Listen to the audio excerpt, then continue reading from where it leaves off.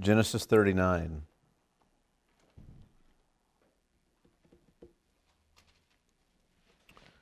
The title of the message today is Faithfulness, Favor, and the Fear of God. Faithfulness, favor, and the fear of God. We'll be considering the first 10 verses of this chapter.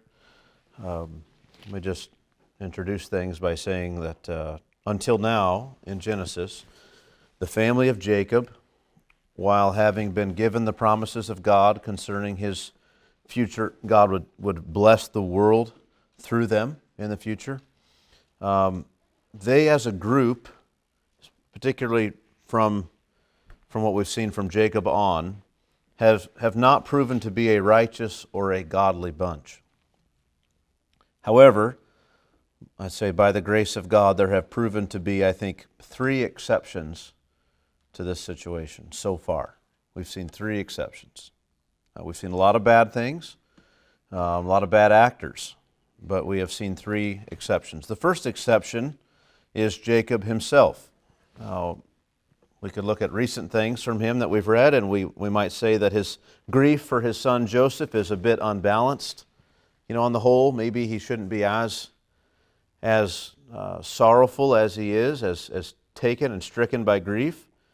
We could object to that, but so that may be a bit much. And he seems like he has failed in some respects towards his sons in just the raising of them. He had 12 of them, and it doesn't seem like he did a great job. He certainly didn't do a good job avoiding some favoritism. He probably could have done worse, but he certainly could have done better.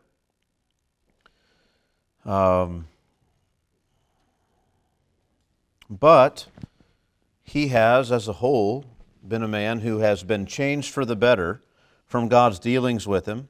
He's learned to worship God with a whole heart. We've seen all these story after story about Jacob and the lessons he learned, and it was remarkable. Those years of hard lessons and supernatural deliverances were not lost on him. He will learn still more other lessons before it's all over. But on the whole, I think we ought to consider Jacob as a godly and a righteous man at this time.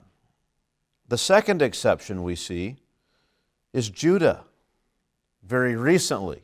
After all the things he's done, it's horrible. The last chapter was full of awful things that he did, but it ended with real repentance. And so his godliness is less obvious in the stories so far, but what we have seen recently is a formerly evil, godless, and selfish man now exhibiting a deep and profound repentance. And we'll have to wait until much later in the story to see how deep and how profound. But that's another exception. As bad as things have been, there's a bit of a glimmer of hope there.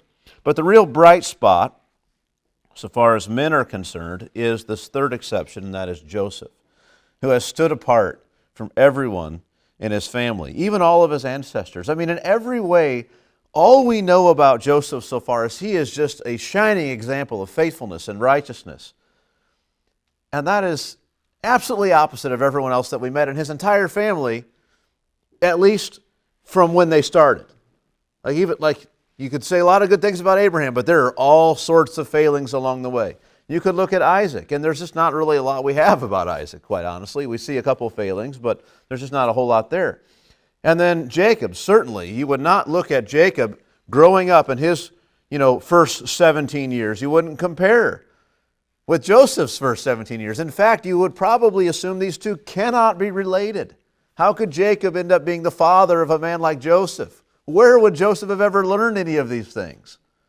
It certainly wouldn't have been by the example set by his father in young years. And so, of course, we know how these things work. In general, if Joseph is a 17-year-old man and he's living in this way, he's learned much from his father. He's learned much. There's no one else out there who's got a concern for God. Where else was he going to learn anything about God and serving God and what sin and the promises are all about? But from his parents and from his father. And so, thus far, Joseph has done everything right in the story. He's been a righteous character in every situation that we've observed. And it's primarily in this respect that he stands out. Just think of these things. If he was involved, and likely he was, in the avenging of his sister, Dinah, then he was involved in such a way as not to draw the ire of his father or the reproof of Moses. That's important. When he was sent out with his brothers to tend the flocks, even as the low man of the crew, he was faithful in his work, did not follow the bad example of his brothers, and more than that, he was faithful to the will and the desire of his father. Third, he did the hard thing and put himself in ill favor with his brothers by reporting to his father about his brother's unfaithful and poor conduct. And that would not have been easy. Fourth, he shared his dreams with his family out of surprise and joy, however naively. And we always look at that and think, oh, how foolish that was. But listen to this part. And he bore their mocking and hatred without any mention of him reviling them in return. You don't hear about his bad treatment of them, just their bad treatment of him. He obeyed his father by going to check on the well-being of his brothers, going even above the call of duty to find them so far from his original destination and at great personal risk to himself. He has been the picture of a faithful and obedient son with remarkable character.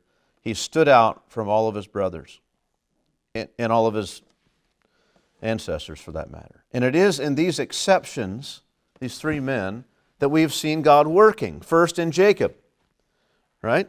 God was working in terms of deliverance after deliverance from his enemies.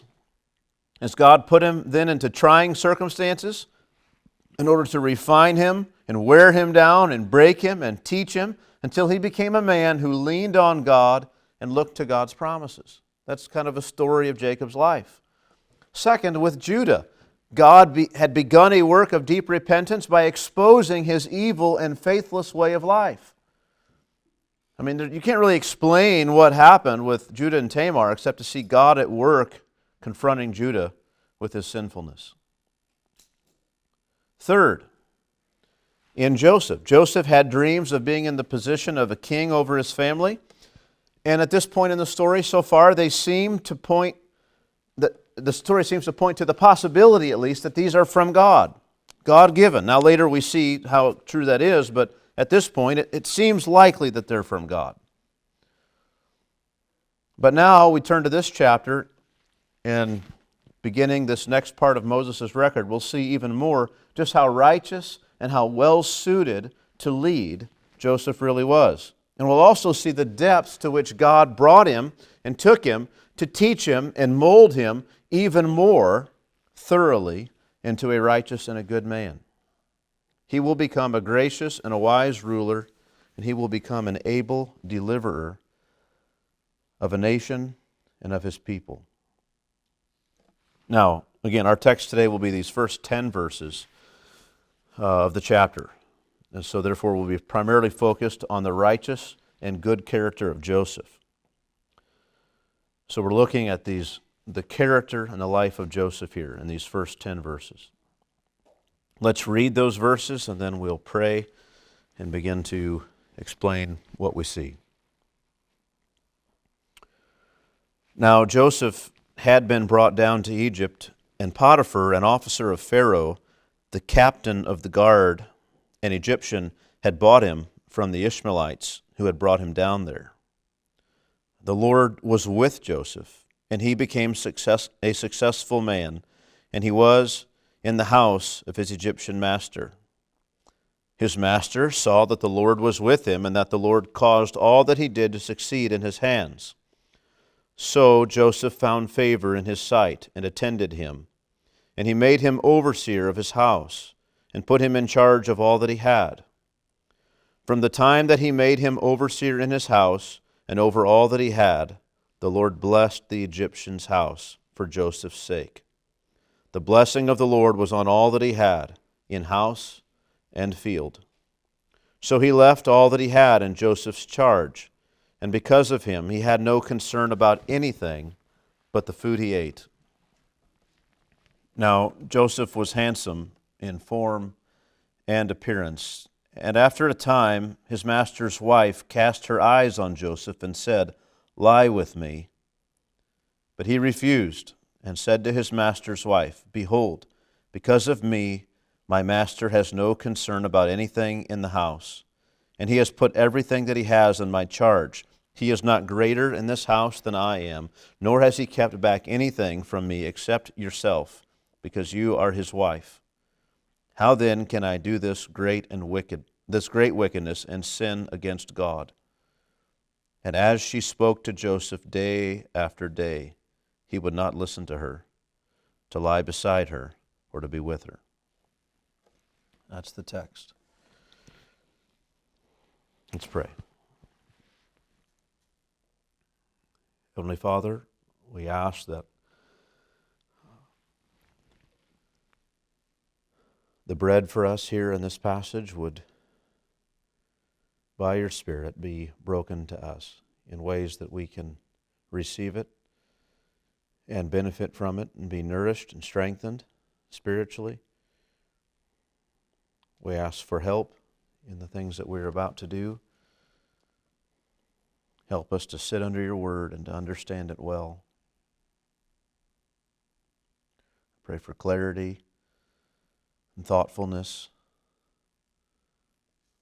a willingness on all our parts to enter into the things that are here and to be helped as disciples.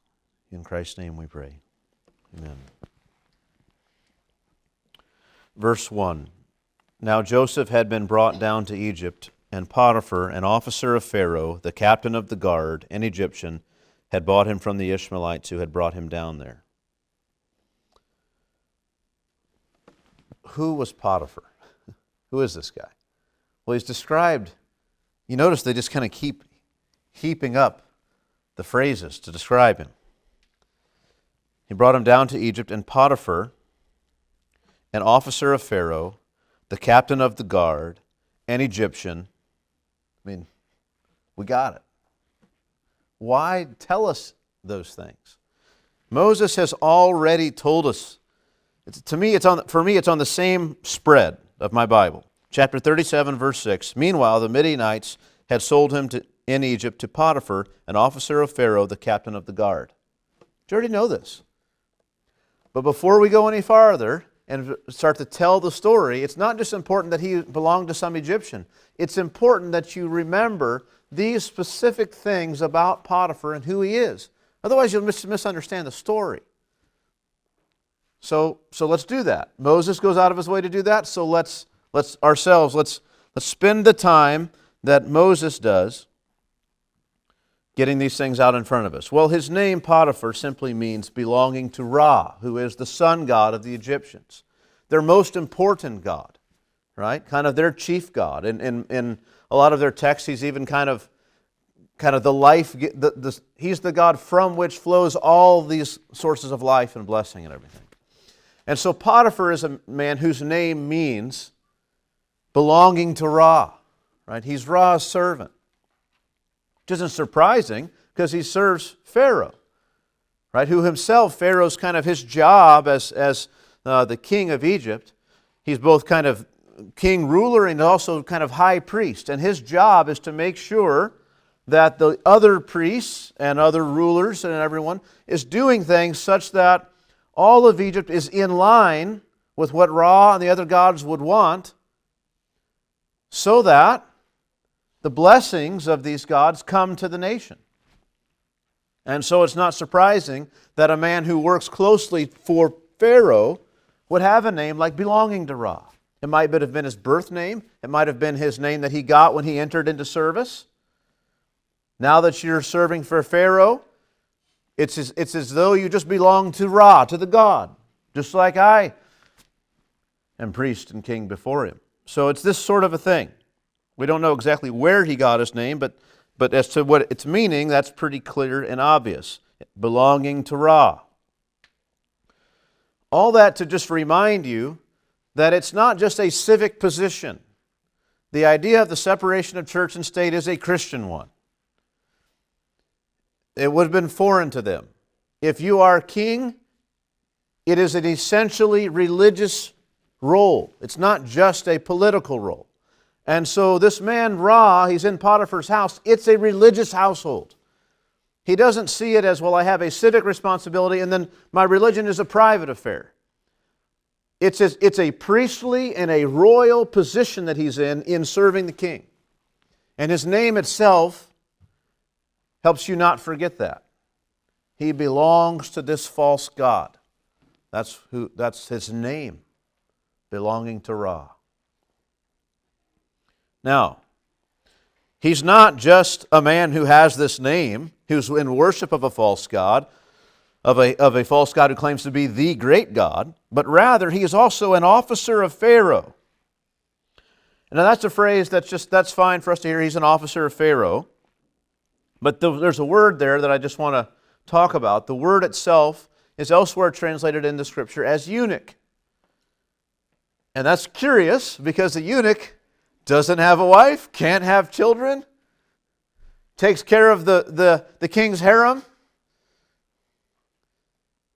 And for that reason, he's physically unable to really be a husband. Physically. Now, it doesn't appear that Potiphar could be a eunuch because he's married.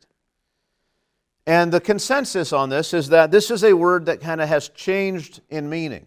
And so, and words do this, they develop in time. So here's a word think about a eunuch for a moment. Like a eunuch, the chief thing that characterizes a eunuch is not what they do.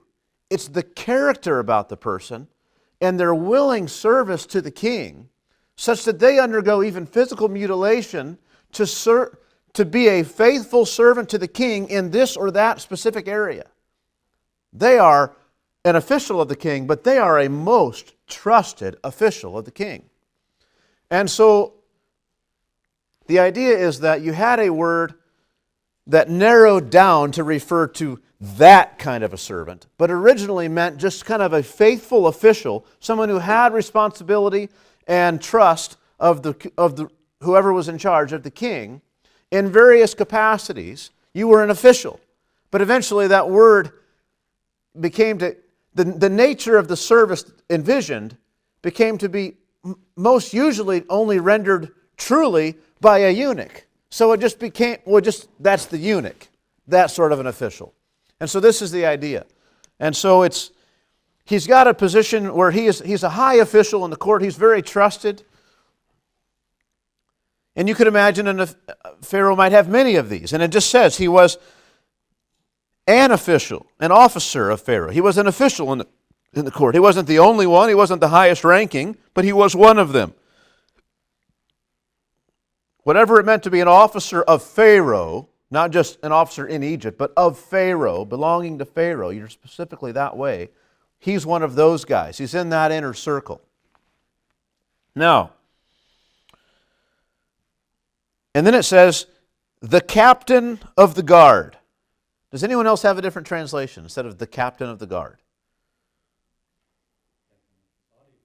Captain of the bodyguard. Okay, not bad. Some translations will say, and the Septuagint does this, captain of the butchers.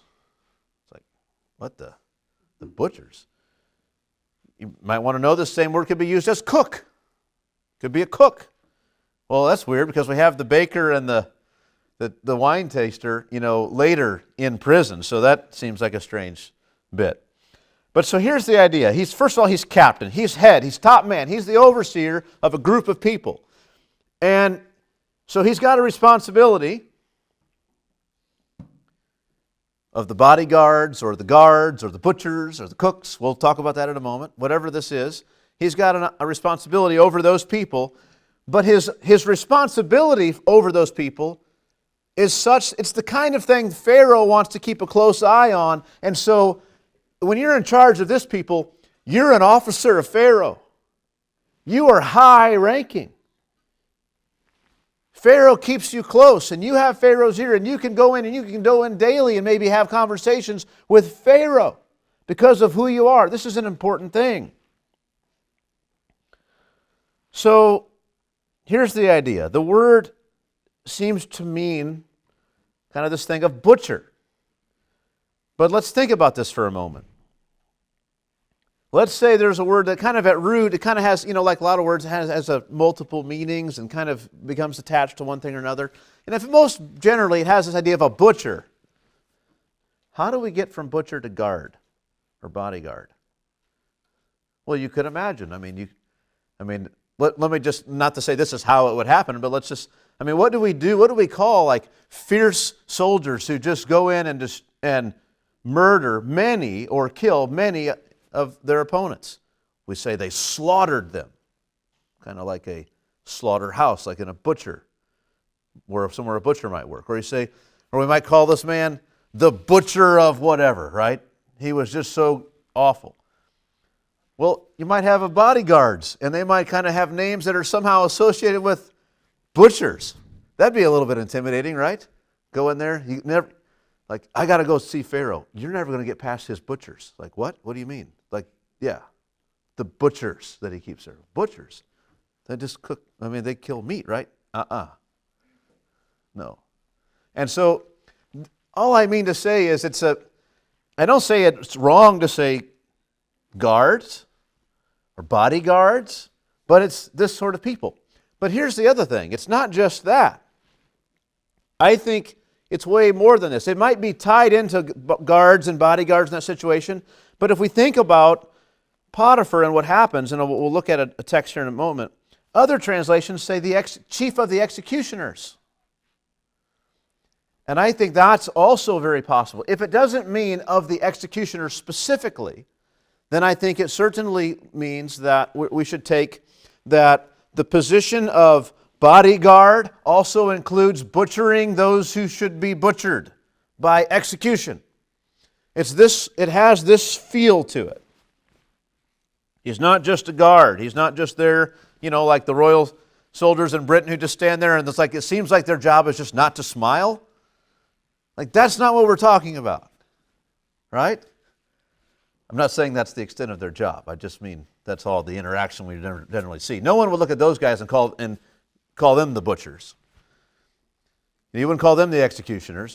They're just a guard there, and nobody messes with them too much, But if they do, it's in jest. But that's not the case in Egypt.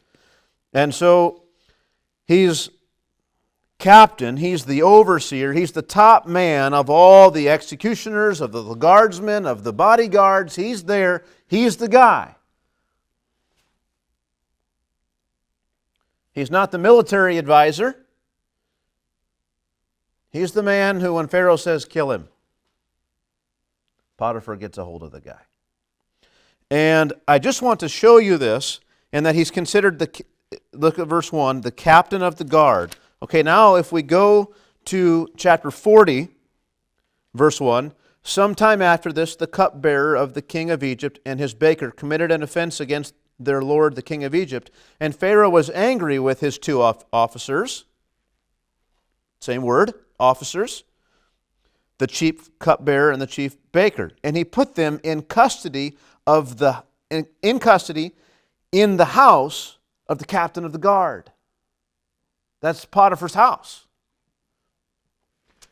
So let's just clear this up in a second, even though we didn't read this far. When Joseph later gets thrown into prison, when Potiphar is angry and throws him into prison, he throws him into the prison that is on Potiphar's grounds.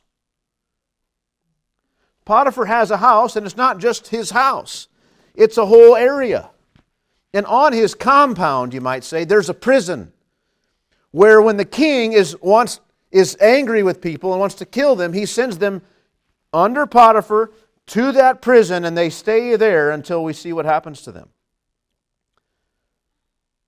Now, so you're getting a little bit of a feel now for Potiphar and his position. He might be captain of the guard, but part of his responsibility as captain of those bodyguards and things was also his duty to execute the prisoners or the political enemies or whoever that Pharaoh said to execute, to keep these prisoners, the worst prisoners. Right? There's a movie that I really enjoy. There was a book too, but the movie of it, there's a line in there. This is Count of Monte Cristo, where these guys go into prison, and Edmond Dantes, who's innocent, says, I'm innocent. He says, the man in charge of the prison says, I have no doubt that you are. He goes, what do you mean? He goes, this is where they put the ones that they're ashamed of, that they want to hide. Like this is where they, and it's this sort of thing, like just, you may not have, it doesn't matter what you've done, you just displease Pharaoh. Off you go. And you might die, or you might be released. You don't know what will happen. And Potiphar's job, among all of his duties, one of his duties was to have this prison and to keep it. Okay? That's there on the compound. In his house, it says. So, understand that. Now, and also then it says he was, what else was he? Potiphar, an officer of Pharaoh, the captain of the guard, an Egyptian. I mean, that in a way that seems obvious that he would be an Egyptian. But, just as we'll see in the story, just because you have a high rank in Egypt doesn't make you an Egyptian. It goes out of its way to say this guy is an Egyptian, which I think just, it wants to tell us this guy is not a foreigner who's risen through the ranks. He is thoroughly an Egyptian. From birth, this guy has been brought up in all this stuff. Right? He's been brought to believe that prosperity comes from Ra. That the way Egypt gets prosperous is by pleasing Ra. That's the whole thing. And everything about where Joseph goes is devoted to the Egyptian religion, culture, and way of life. He's all in.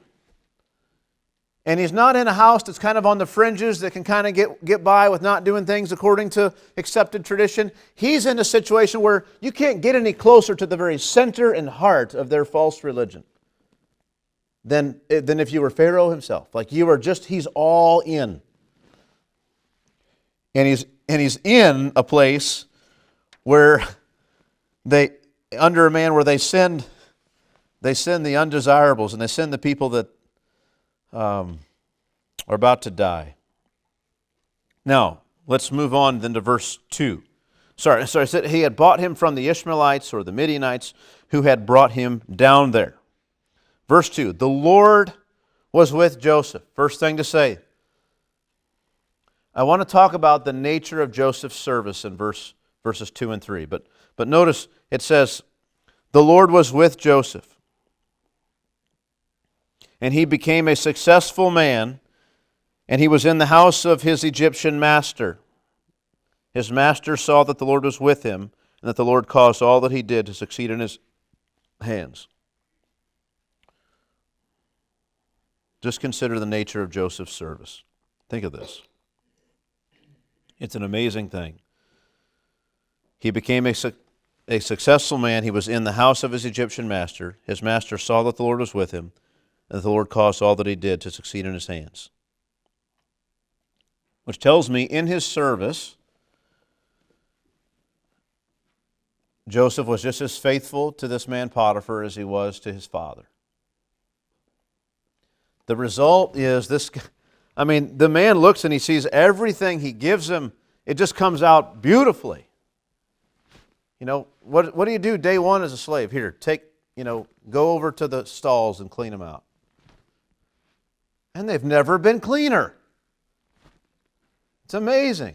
It's never smelled better out there. The animals are happier. That one who would never go, suddenly, what is going on? Can't explain this.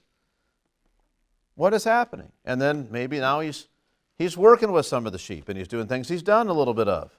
And it's going remarkably well, better than any of our shepherds could do this, or whatever. Whatever the livestock maybe he has on the compound there, or wherever.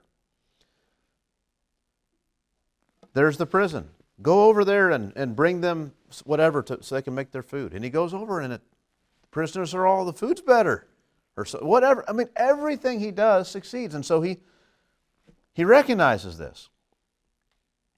So faithful service, you see that. Willing and faithful service. Now, it says specifically, listen to this, verse 2, the first thing it says is the Lord was with Joseph. And that's wonderfully encouraging because he's been sold as a slave in Egypt. And it's not automatic. Like we don't just assume, well, God is going to be with him and help him, and we think he's just been sold there. Well, yeah, he was sold, and this is how bad things are. Look at the place he's in. But the Lord was with him, and he became a successful man. He was in the house of his Egyptian master. His master also saw that the Lord was with him, and that the Lord caused all that he did to succeed in his hands. Stop there. Think of this for a moment.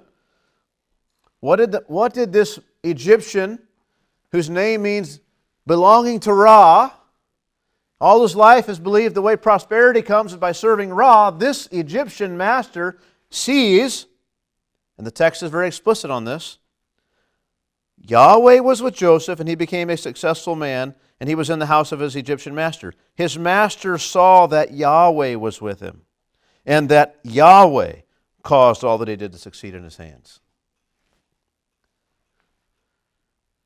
It was the kind of, this is a man who knows what success is, and he's never seen success like this. It was unexpected, it was surprising, it was unexplainable. And in time, his conviction is that it was Joseph's God who had brought all the success.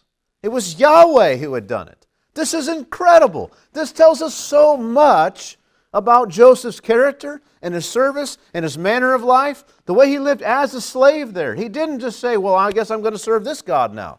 He stayed true to God, such that those who would have every reason to want to say, well, now that you're following our ways, you would imagine that this one belonging to Ra, this Potiphar, would say something like, Ra must be really pleased with me now. Even my servants are having success. Instead, he says, I can't explain this. And he goes, and you imagine he goes to Joseph, tell me about yourself. And he mentions his God, mentions Yahweh. Well, tell me about him. He was the creator of heaven and earth. Let me tell you about him. He says, well, I don't know. I'm kind of committed here. I don't think I'll follow that. But I'm thankful that it's obvious that this has come from you. And it's obvious it's the God that you serve. And I'm glad to receive that favor. He acknowledges that it's come from Yahweh, not from Ra. That's amazing.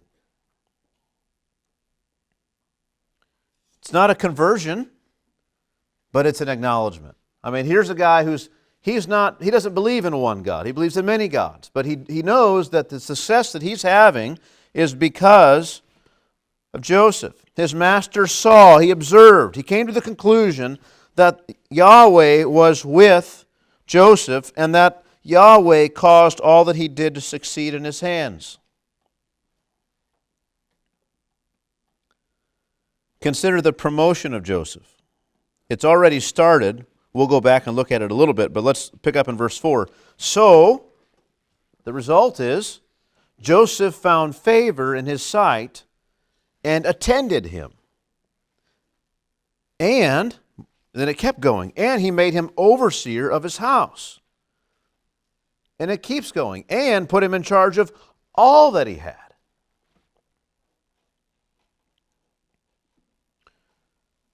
You see that? From the time that he made him overseer in his house and over all that he had, the Lord blessed the Egyptian's house for Joseph's sake. The blessing of the Lord was on all that he had in house and field. So he left all that he had in Joseph's charge. And because of him, he had no concern about anything but the food he ate. This is promotion. Real promotion. I mean, this is amazing. So you think about Joseph. He comes down, he's sold as a slave. He's the newest slave. He's a boy with the slaves of Potiphar, you may say, right? He's just nothing. And you're not going to take your slave and day one bring him into your house. He's out on your grounds maybe, but he's not like actually in the walls of where you live. He became a successful man. Step one, he began having success in the things he was given. 2, and then he was in the house of his Egyptian master. He became a house slave. That's what he became. And his master saw that the Lord was with him and that the Lord caused all that he did to succeed in his hands. And so Joseph found favor in his sight, and he attended him. He became a personal attendant. This is his third job now, at least, his third position. Now he's a personal attendant to Potiphar. And then what? That goes on for a while. As you're someone's personal attendant, you begin to have conversations, and what do you think we should do, Joseph? And eventually he just says,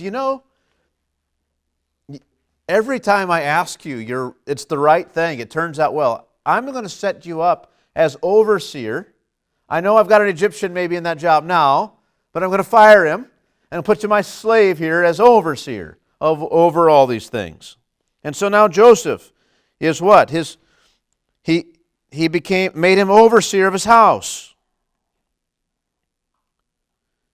And maybe this might be an explanation of what it means to be overseer of his house, or it might be a further promotion, and put him in charge of all that he had. I've got some land in this other town Pharaoh granted me. I'm in charge of that too. Right? Everything that he has, he's in charge.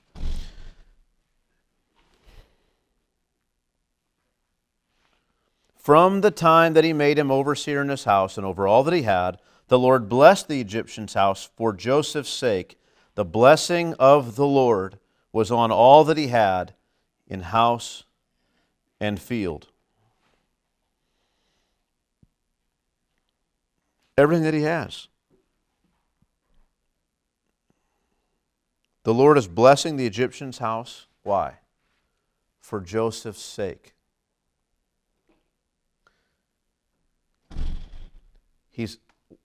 You got that.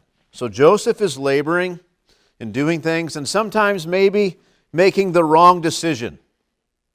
But the Lord works it out as a blessing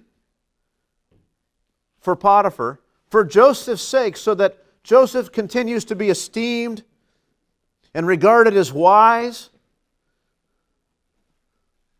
Because God has a plan. He means to take Joseph and put him in charge. And so all along he's blessing Potiphar for Joseph's sake. He's giving Joseph remarkable wisdom to make the right decisions a lot of times, and sometimes even when it's the wrong decision, God is blessing in spite of that. Well, we know what that's like. You go around in your job or just in your life, and sometimes you misstep, and and it could be so bad that, Lord, please, don't let this happen. And it doesn't. And then for Joseph, it turns out and it's a blessing. And you think, wow, this sort of thing that happens again and again and again. He's enjoying, Potiphar even is enjoying tremendous success for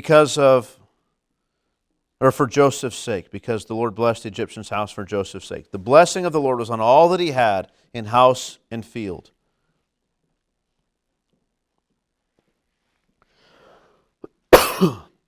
Now let's pause here for a moment.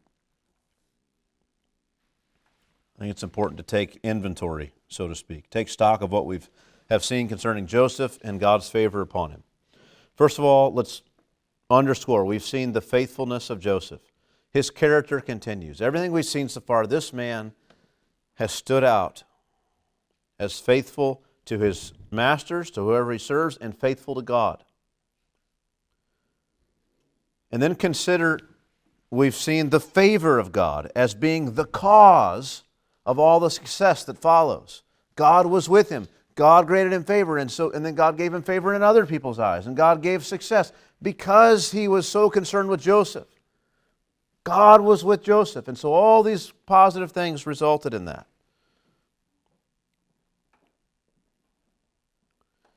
It was phenomenal. It was unexpected. It was overwhelming. It was so obvious that it caused Potiphar even to believe that it was in fact Yahweh. We have seen the prosperity of all of Potiphar's affairs, which is the effect of what preceded. What preceded it? God's favor. And Potiphar himself acknowledges, all this success I've never had, it's not even possible to think that it could have happened to me. It's all because, he acknowledges it, it's all because of your God. He loves you. He's got his hands upon you. And so I'm going to just give it all to you. Lets you be in charge of everything. And I also want us to consider just for a moment the length of service, how long this has happened. I don't get that particularly from a text here, other than, if you were reading here, I think we'd all have to say, this has probably taken a while. This doesn't happen overnight, right? He starts out, he's just he's a man who had some success as a servant. And then he is brought into the house. And then the master sees that the Lord is with him and caused all that he did to succeed in his hand. So he promoted him to be his personal attendant. And then after a while of that, he became overseer of his house and was put in charge. It's not like 2 months. It's a while. Well, how long is it? Well, let's say this. Let's just try to narrow this down for a moment. I think this will be very helpful as well. We know that from when Joseph was sold in slavery, he was 17 years old. And that's Genesis 37, verse 2. And then if you go to Genesis 41, text we haven't read yet, Genesis 41 and verse 46, we read, Joseph was 30 years old when he entered the service of Pharaoh, king of Egypt. From 17 to 30, right? So, how long are we talking? 30 minus 17?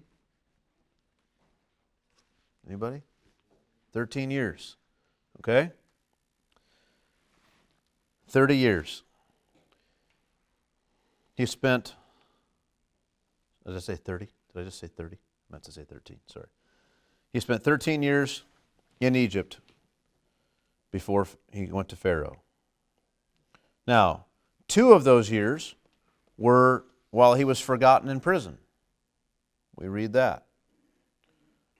So now it's only maximum he could be in Potiphar's house for 11 years.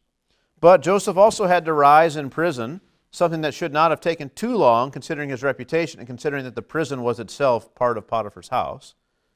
So he got into prison. He probably was treated badly for a while because Potiphar's still mad. So and then after Potiphar's not coming around to see what's happening anymore, you got to start giving him responsibility, and he's promoted and he has success and he becomes in charge. So I would suggest possibly as much as a decade or 10 years that he's in Potiphar's house. That's giving about a year for him to get thrown in prison and eventually get where he's in charge in prison. It might have been faster, it might have been a little longer, but I don't think we're off. We can't be off by too much. Let's say about 10 years probably that he was serving in Potiphar's house. His rise to power in Potiphar's house was over time. We don't know how long he was in charge of everything, but it does seem to be a while because we read, for instance, verse 10, and as she spoke to Joseph day after day, he would not listen to her. It seems like there was a while that he was in charge of everything, and the arrangement was such that, eventually Potiphar's wife began to take notice and pursue him, and he continued to resist. So, anyway, but most of his time was just continually rising through the ranks, okay, for 10 years. So think about that too. Don't read this over and think, oh, well, that was, 6 months later, this is where we are. 10 years, faithful service, being a model in everything that he did. All right. So this is the situation.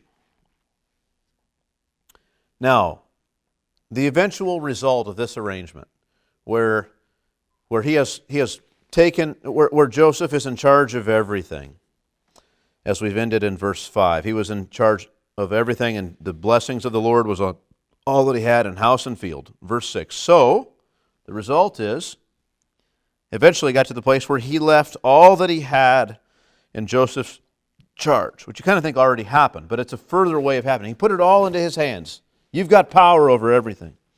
And because of him, because of Joseph, he had no concern about anything but the food he ate, which it may be that we're supposed to take that literally, that his only concern was just about the food that he was eating. And wake up in the morning, all he could think about was, well, tell me, cupbearer or whoever, right? He didn't necessarily have a cupbearer, maybe he did, but what are we going to eat today? Let's think about this meal. And maybe, possibly, but it's probably an idiom. That's a phrase that literally means one thing, right? But that we all understand means something else. An idiom to refer to only his personal affairs. He's got a cousin who's come to him for something, and he takes care of that. And this kind of thing happens. And so just the most personal of affairs he deals with himself. That's not a stretch for him to say he had no concern about what he ate, other than what he ate. You can see how that could be the same thing.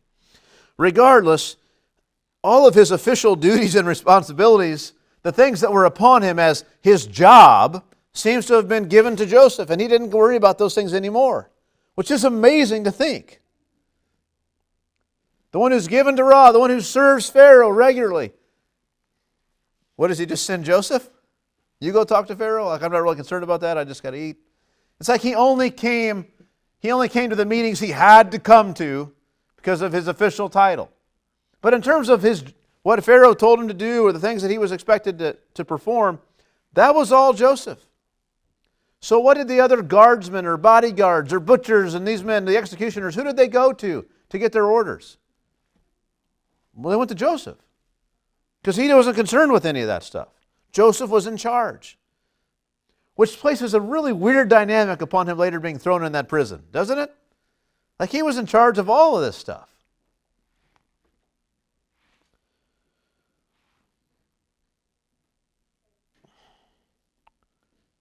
But it doesn't end there. So the ESV starts a new paragraph there in the middle of that verse. And I think that's a great idea.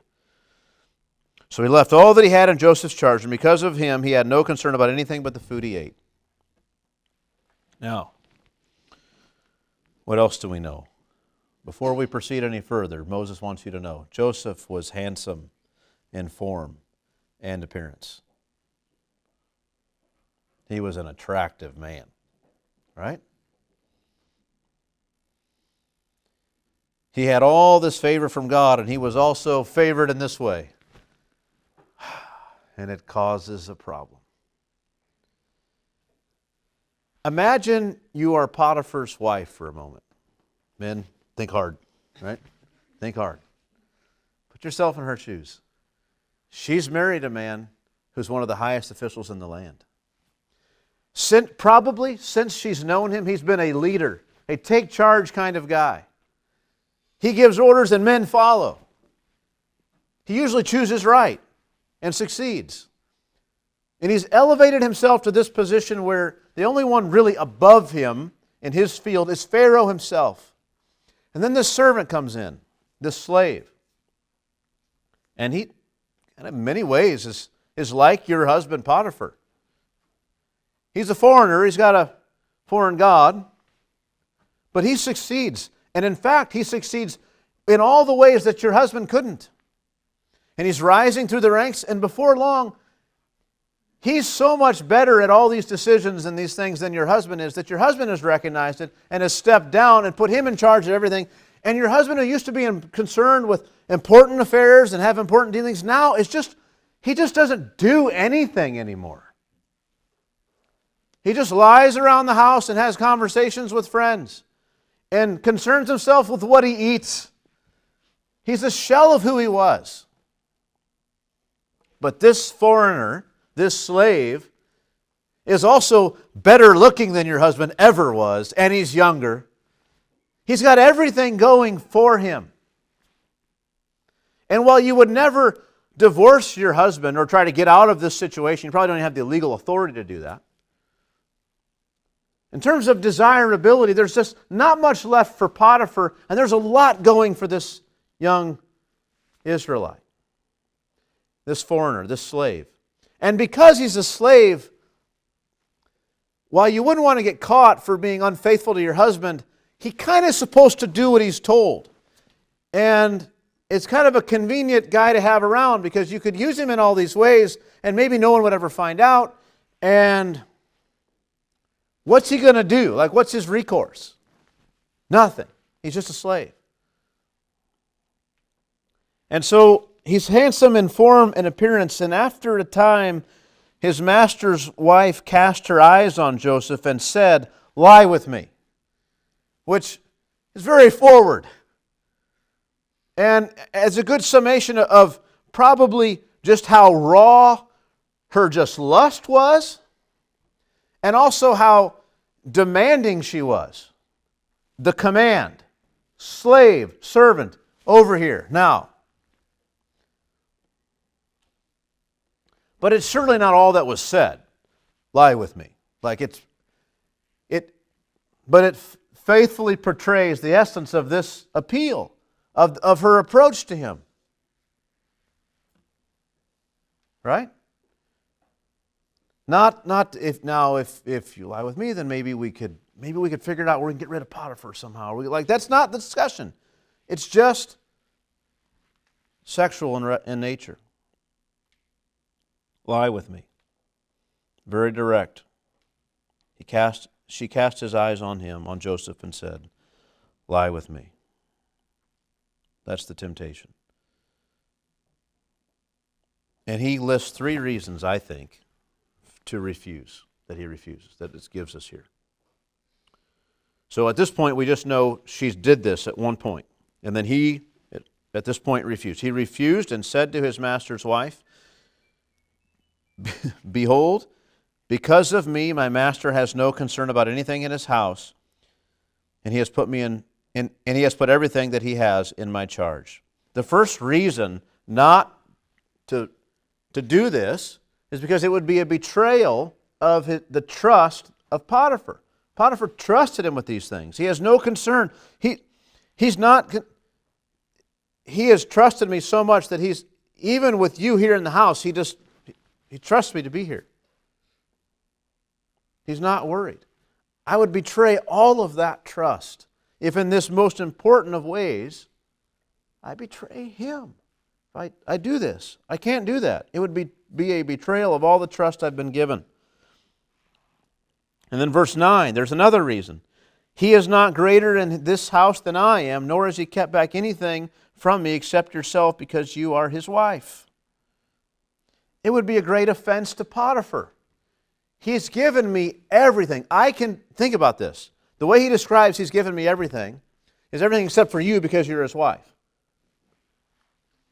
If Joseph's job, or the way it was given to Joseph was just, this is mine, only do those things that you know you have my permission to do explicitly and carry out my orders, and I won't look over your shoulder, I'll trust you to do it, then you would say, why would you not give your wife to Joseph and say, listen, you can take care of her, make sure she's, she's protected because I would want that, make sure she's chaste because I would want that, make sure she's faithful to me because I would want that, make sure she's well fed because I would want that, make sure she's happy with things because I would want that, and I won't look over your shoulder, I'll trust you to do those things.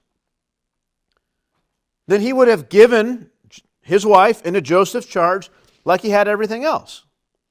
But when it says he gave all these things into Joseph's hand, he wasn't even concerned with it, it means he just stopped thinking about those things entirely. Joseph, this is yours now. Do what you want. I'm not going to have anything to do with it anymore. But he didn't do that with his wife. You see, he did in fact put his wife in Joseph's charge to protect her, to keep care of the house, to take care of all the things that she would need, but not to have her as his own, not to do just whatever he wanted. So in other words, when Potiphar put something in Joseph's charge, he just said, look, I don't even care to know anything about what happens anymore. You just do your thing. Whatever seems best to you. I'm going to go eat. Well, he would never do that with his wife. So here's this woman, you do with her as you please. I'm going to go eat. That's his wife. It was his wife. And so in that respect, he had never given his wife to Joseph. And Joseph says, look, he's given me everything, but not you. Obviously not you because you're his wife. This would be a great offense to him. If I did that to him, what a sin against him. That'd be awful. And so, he's not kept back anything from me except you because you are his wife. So the first reason, it would betray Potiphar's trust. And the second reason, it would be a great offense to Potiphar. It would be a wrong done to Potiphar.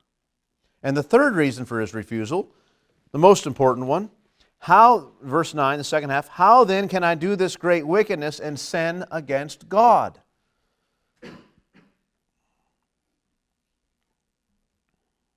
I said the title was the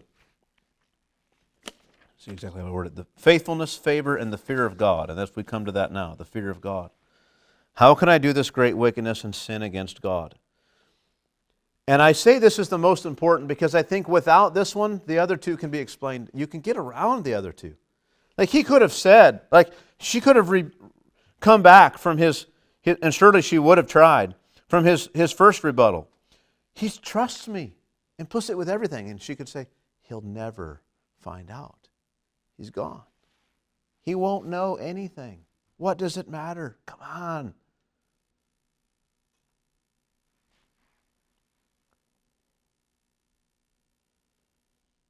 He can't possibly expect us to be in this house and nothing to happen, right? I mean, all those kinds of things. For both of those first two reasons, no one would know. But this third reason, how then can I do this great wickedness and sin against God?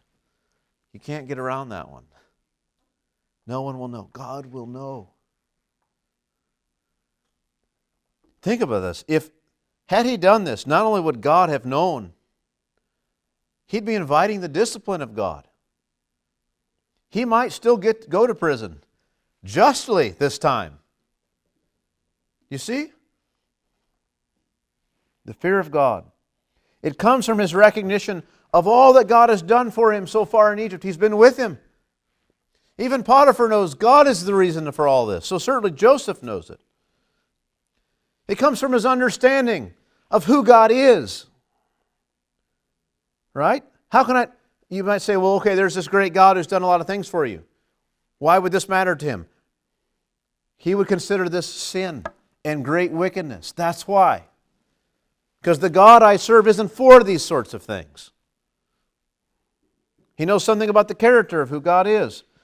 He knows the plans and the purpose of God for his family, which he would have heard and would have known growing up. And you wonder if Joseph has begun himself to begin to piece together the fact that his family was going to be, he's going to rule somewhere. He's been rising through the ranks in Potiphar's house. He's basically like Potiphar now, except in title. He's been told that his family was going to go to a foreign land for hundreds of years and eventually come back. He's been told about a blessing that would come one day. He's had these dreams himself about being a leader, a ruler for his family. He hasn't seen his family. I mean, it's not to say that he is seeing exactly what God is doing, but is he suspecting? Does he have in his mind still this idea that these things are going to come to pass? I think surely he does. Scripture elsewhere teaches us to think that, to believe it. We'll get to those later, not today, but in other weeks. So, and all this comes from his understanding of God's moral character and his responsibility to God as a creature. There's a lot that goes on there into him saying this would be a sin against Yahweh, against God. I can't do this. Profound reasons. Now, what else do we read? So we read, basically, she had this command, lie with me. He objected. No, my master trusts me. It would be an offense to him. It's not right for me to overstep the bounds he's given me. And it would be a great wickedness and sin against God. I won't do these things. I won't do what you're asking me to do. And as she spoke to Joseph verse 10, day after day, he would not listen to her, to lie beside her, or to be with her. How easy that would have been, right? I know some of you may have you hear this passage and people will say things like, well, I know Joseph resisted, but he could have done more. He should have not have been in that house. Like, I don't know that he had much choice, honestly. And there's nothing you get in this picture that says, oh, that Joseph, he was kind of saying he didn't want to, but he was really eager. No, it doesn't say, and day after day, he kept coming around her to talk with her. It says, and day after day, he would not listen to her, to lie beside her, or to be with her. He's doing what all those guys who blame him, who say he didn't do, he's doing that. He's in there, he has a job to do, he's doing his work. She comes around and he does all that he can, not to listen to her or even be with her. He does what he can. again and again and again. But one day, verse 11, when he went into the house, why? To see her. No, to do his work. It says specifically to do his work. And none of the men of the house was there in the house. She caught him by the garment. He had been doing what he could to get away, but she caught him. She sneak around the corner? I mean, literally, maybe. She caught him. He walks into the room and she shuts the door and there's no way out. I mean, I don't know what it is. She caught him. She caught him. Now, in terms of the character of Joseph, this is some men's fantasy. Some men think about this kind of a thing, being in this sort of a situation. He's in it day after day, and he refuses. He resists. He walks away. He goes away. He doesn't even listen to her. He comes to her, and she says, lie with me. And he says, reason 1, reason 2, reason 3, I'm out of here. She says it again, reason 1, reason 2, I'm out of here. Says it again, reason 2, reason 3, I'm out of here. I mean, it's day after day after day. I don't know how long this goes on. He was in the house. He was in Potiphar's service for 10 years, about. I don't know how long this went on. But eventually, one day, she had an opportunity that she hadn't had before. At this point, the tension in the story is high. And as she spoke to Joseph day after day, he would not listen to her, to lie beside her, or to be with her. This is tricky. And here's something you should remember. When it says, when it describes Joseph as handsome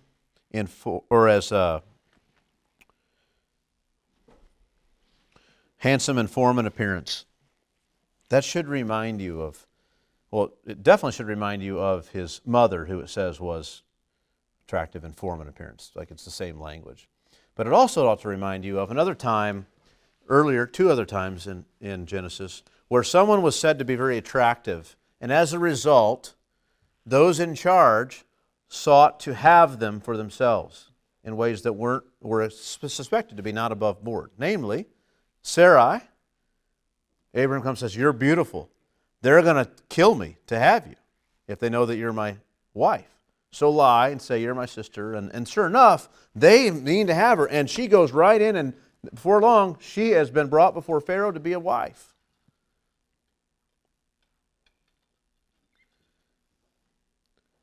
Kings and those in high position aren't usually denied what they want. And so you should think of that. You should also think of Sarah with Abimelech.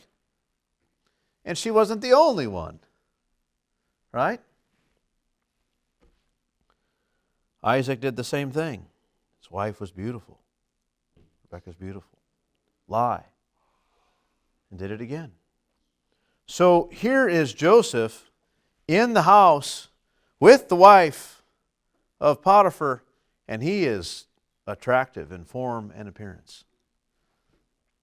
And she is coming to him day after day after day to seduce him and to convince him to betray Potiphar and lie with her.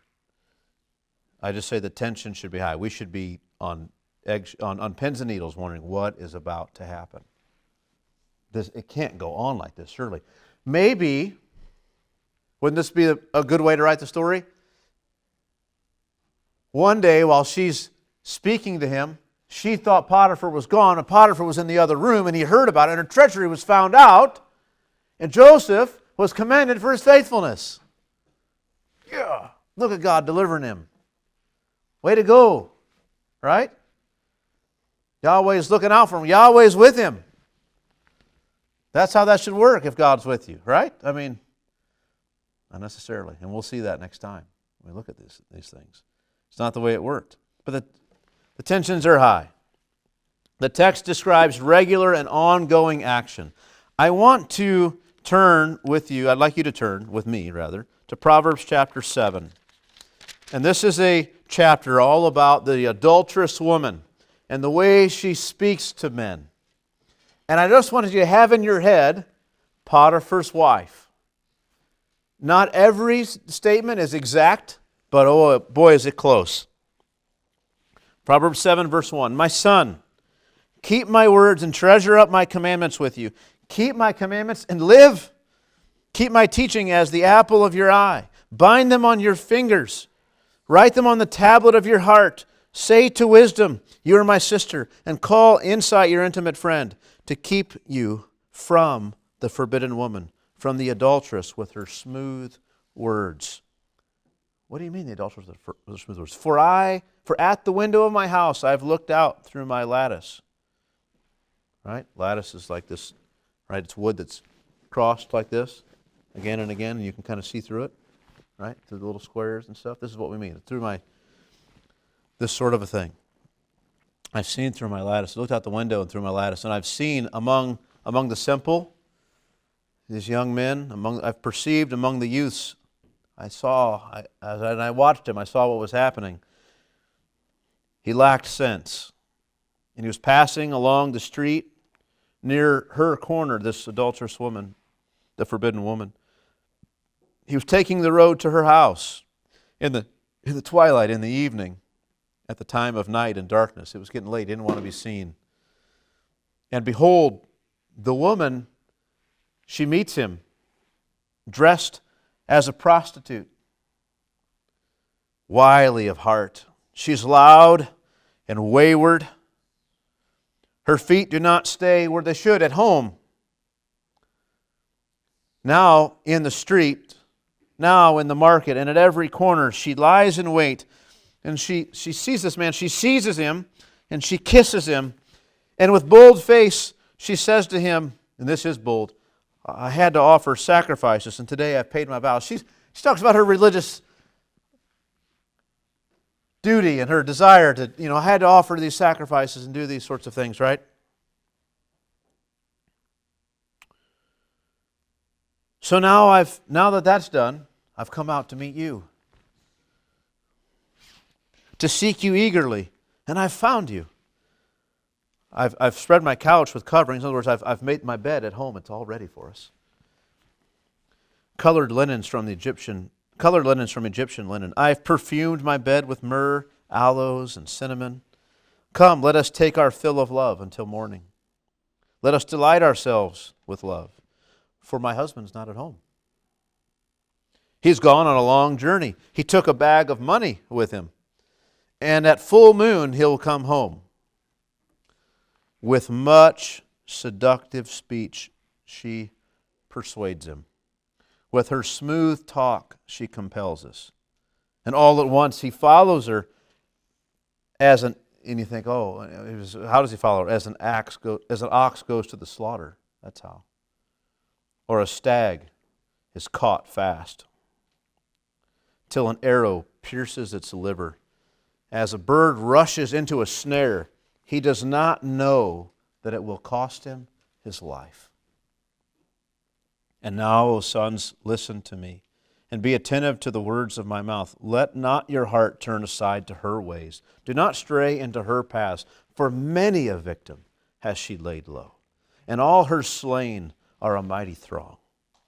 Her house is the way to Sheol, or the way to hell, going down to the chambers of death.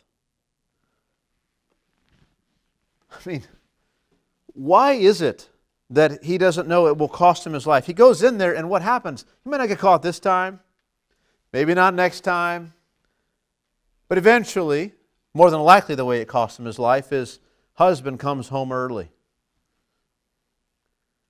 and then it costs you your life. Like it did for Joseph, though he was innocent, when his presumed sin was found out, or what people thought was a sin, what happened? He was sentenced to prison. It could have cost him his life. I just say this woman is bold and direct, Potiphar's wife, much like the Proverbs 7 woman. And this is going on for a long time. So what do I say then, just by way of conclusion and application from these first 10 verses? Again, note the faithfulness of Joseph. He's a model for us here. And it's not just his faithfulness to Potiphar, but as I said, his faithfulness to God, in that Potiphar becomes of the mind that it's specifically Yahweh, Joseph's God, who's bringing all the success. How does he even know who this God is? There's only a handful of people. We're tempted to think, oh, because he was the Israelite God. There's just 13 of them alive in terms of men. There's only 13 of them. There's Jacob and his 12 sons. And this one was sold into slavery. I mean, it's not as if Potiphar is well studied in this God named Yahweh and knows all about him. Like, he's learned about him from Joseph.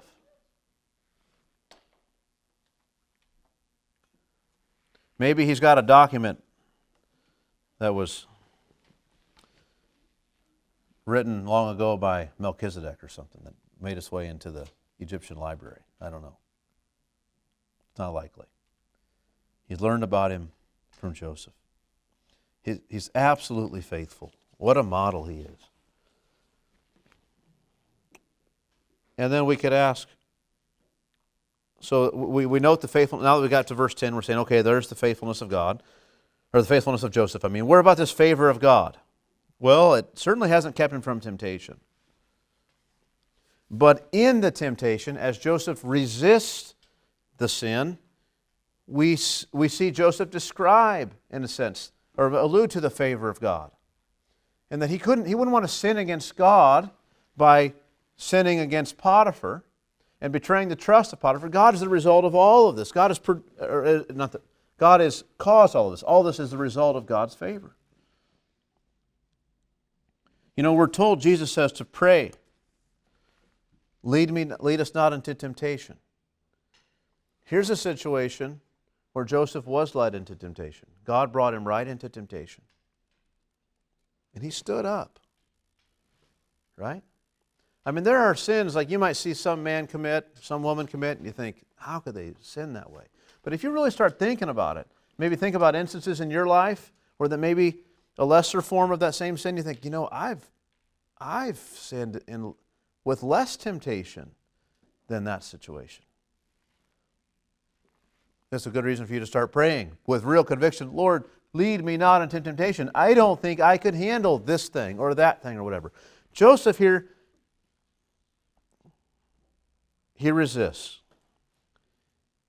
And I would say that too is partly the favor of God. Like it's by his, God has brought him to the place where he fully believes and embraces the promises he's been given and the character of God and the idea of being God's servant, even in Egypt, as he's serving this man who belongs to Ra.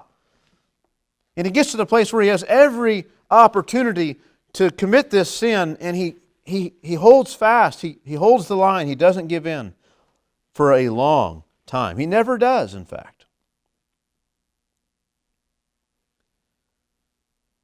And that's the last thing, this thing of the fear of God. He recognizes what God has done in his life so far.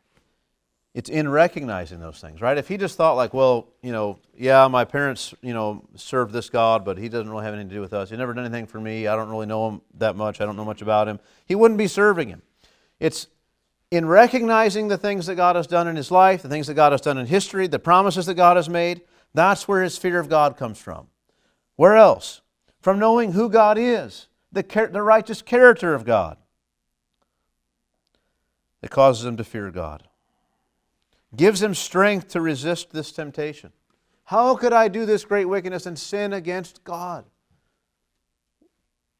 Well, tell me about God and why this would be such an awful thing. And I think he could sit down with you and talk to you for hours about God and what God has done. He said, I'm not willing to sin against him.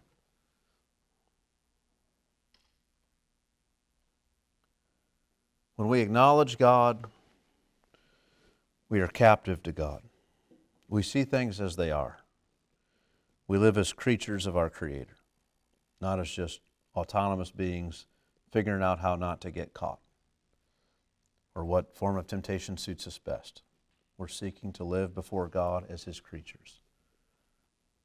We do that again when we acknowledge God. We become His captives. And that's just the reality. Like even Even the person who thinks they maybe go to take something or whatever, and they think, you know, look around, nobody's going to catch me. They might even have the thought, well, God sees me, and they think, I'm going to do it anyway. There are vital things they should be thinking about God. They're not thinking. Right? Whatever it may be. This lie, this half-truth, all those kinds of things, they all matter. This doing your duty, you know you should do it better. You know there's a better way to do this thing. And I'm not going to do it. Why? Why not? Paul tells us we should do our work as unto the Lord. What are we forgetting? What are we not recalling? What have we thought wrongly about God? When we acknowledge God as He is, we are captives to Him. We see things as they really are. And we live as creatures of this Creator. Well, that's what I have today, this point of the story. There's much that follows. There's much to say later. But if we're going to understand these things well, we had to spend some time on them. So, are there any questions or comments on any of this that we've looked at? Anything maybe a little bit unclear from the text or anything that way?